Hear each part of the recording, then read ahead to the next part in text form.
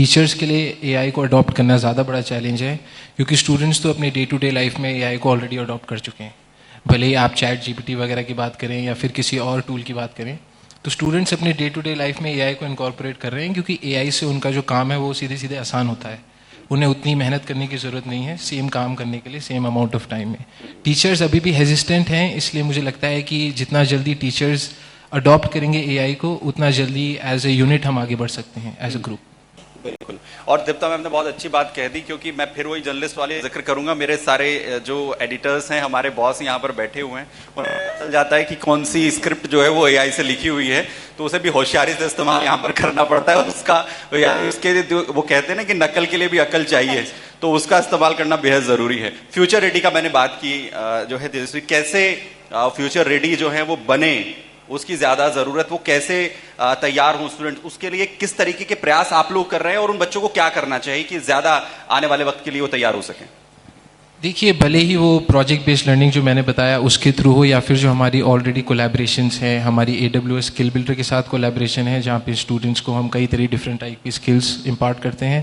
उसके अलावा हमारे पास एक iOS डेवलपमेंट सेंटर भी है in partnership with Apple and Infosys, तो उसके थ्रू भी कई स्टूडेंट्स जो अपनी iOS की एप्स डिज़ाइन करना चाहते हैं वो गोल अपना पूरा कर सकते हैं। अलॉन्ग साइड इसके ऑब्वियसली उनकी डिग्री वगैरह तो साथ ही साथ चलती रहेगी, पर कुछ एडिशनल चीज़ें आपके स्पेसिफिक नीड्स की वजह से हम केटर कर सकते हैं। बिल्कुल, तो वो हम करते भी आ रहे हैं। तो ये छोटी छोटी टिप्स हैं जो हमारे आने वाले स्टूडेंट्स के लिए और जो तमाम में भी अपनी कॉलेज लाइफ के अंदर हैं वो, और साथ ही वो जो इस वक्त जिन्होंने अपने फ्यूचर की शुरुआत की है, तो कैसे एआई के जरिए अपनी स्किल्स पर और बेहतर काम यहाँ पर कर सकते हैं। क्योंकि सेशन का वक्त यहाँ पर हो गया है, लेकिन मैं चाहूंगा कि मेरे छोटे छोटे रैपिड फायर तौर पर जो भी आपके दिमाग में इसे लेकर सवाल आए उसका जवाब जो भी आप देना चाहें यहाँ पर। सबसे पहले तृप्ता मैम आपसे, एआई का सबसे बड़ा फायदा आपको क्या लगता है? बहुत सारी इंफॉर्मेशन का मिलना एक जगह। एआई खतरा कि हम दिमाग से सोचना बंद कर देंगे। और एक स्किल जो हर छात्र को उसका बेहतरीन इस्तेमाल करना। ये से भी होंगे मेरे, डिग्री या स्किल के इस वक्त में एआई सबसे ज्यादा बड़ा खतरा किस चीज के लिए, डिग्री या स्किल? एआई का सबसे बड़ा खतरा डिग्री के लिए।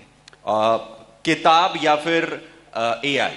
सॉरी, किताब ज्यादा इंपॉर्टेंट है या एआई फ्यूचर के लिहाज से? ये डिपेंड करता है बंदे के ऊपर कि वो किससे अपनी लर्निंग लेना चाहेगा, पर मॉडर्न लोगों के हिसाब से मेरे हिसाब से एआई।